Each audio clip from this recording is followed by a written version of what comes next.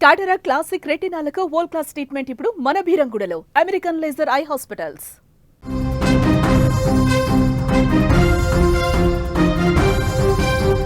ప్రపంచవ్యాప్తంగా ఏఐ మోసాలు పెరిగిపోతున్నాయి. తాజాగా రాజకీయాలలో కూడా ఈ యొక్క ఏఐ మోసాలు ఇప్పుడు అక్కడ పెరిగిపోవడం కనిపిస్తుంది.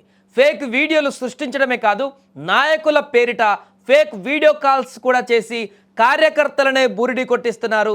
తాజాగా తెలుగు రాష్ట్రాలలో జరిగినటువంటి ఓ సంఘటన ఇప్పుడు సంచలనంగా మారింది. ఖమ్మం జిల్లాకు చెందినటువంటి రాజకీయ నేతలను ఓ వ్యక్తి నిండా మోసం చేశాడు.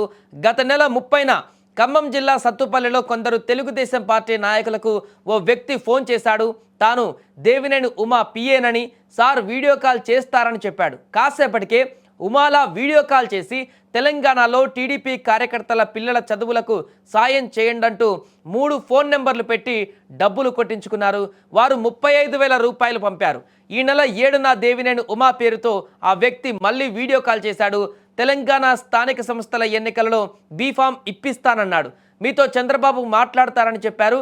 ఏఐతో చంద్రబాబు మాట్లాడినట్లుగా ఒక వీడియోను క్రియేట్ చేశారు అగంతకుడు. ఏం తమ్ముళ్ళు బాగున్నారా అంటూ పలకరించి కాసేపు మాట్లాడారు. వారు ఇదంతా నమ్మేశారు. పార్టీ అధినాయకుడే తమతో మాట్లాడారని సంతోషపడ్డారు, ఉప్పొంగిపోయారు.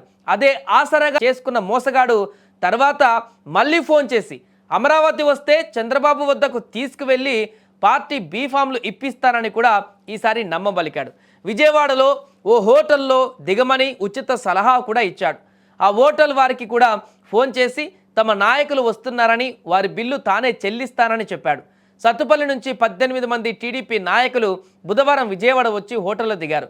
బుధవారం సాయంత్రం ఆ వ్యక్తి మరోసారి వీడియో కాల్ చేసి చంద్రబాబు వద్దకు 8 మందికే అనుమతి ఉందని, ఒక్కొక్కరు 10,000 ఇవ్వాలనడంతో వారికి అనుమానం వచ్చింది.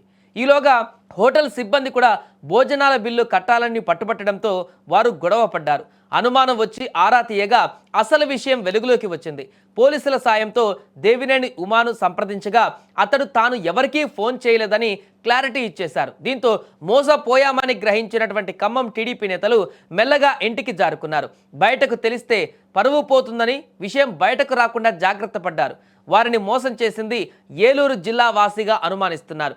ఏఐ టెక్నాలజీ ఎంత ఉపయోగకరంగా ఉంటుందో, దాన్ని దుర్వినియోగం చేస్తే ఎంత ప్రమాదకరంగా మారుతుందో చెప్పడానికి ఈ యొక్క ఘటన నిదర్శనంగా మారింది. అంతేకాదు ఇప్పుడు రాజకీయాలలో ప్రచారాలలో కూడా ఈ యొక్క ఏఐ టెక్నాలజీని వాడడం వల్ల అసలు పార్టీ ఏ రకమైన హామీలు ఇస్తుంది, నాయకుడు ఏ రకమైనటువంటి భరోసా ప్రజలకు ఇస్తున్నాడు అనేటువంటి విషయానికి సంబంధం లేకుండా నాయకుడు ఫోటోతోటి ఆ నాయకుడు వీడియోని క్రియేట్ చేసి వేరే ఎక్కడో ఉన్నటువంటి నాయకుడు ఇక్కడ ఆ యొక్క హామీలు ఇచ్చినట్టుగా వీడియోని క్రియేట్ చేసి జనాలు నమ్మేటువంటి ఒక దుష్ప్రచారం అయితే జరుగుతున్నటువంటి సందర్భం కూడా ఉంది.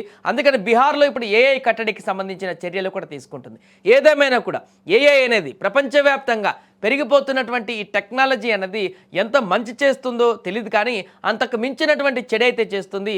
ఇలా సైబర్ నేరగాళ్ళు కానీ ఇతరత్ర దుర్వినియోగం చేసేటువంటి వ్యక్తుల సంఖ్య గణనీయంగా పెరిగి పూర్తిగా సామాన్య ప్రజలందరూ కూడా మోసపోవడానికి ఆస్కారంగా మారుతుంది. అందుకే ఏఐ టెక్నాలజీతో జాగ్రత్తగా ఉండండి. ఇవాళ రేపు మనం చూసిన ప్రతిదీ నమ్మేటువంటి పరిస్థితుల్లో లేం, విన్న ప్రతిదీ నిజమని నమ్ముకునేటువంటి పరిస్థితుల్లో కూడా లేం. కాబట్టి ఖచ్చితంగా 1కి 2 సార్లు నిజంగానే ఎదురు నిలబడి వ్యక్తి మాట్లాడినా కూడా దాన్ని 1కి 2 సార్లు ఆలోచించుకోవాల్సిన పరిస్థితి అయితే ఇప్పుడున్నటువంటి సమాజంలో నెలకొంది.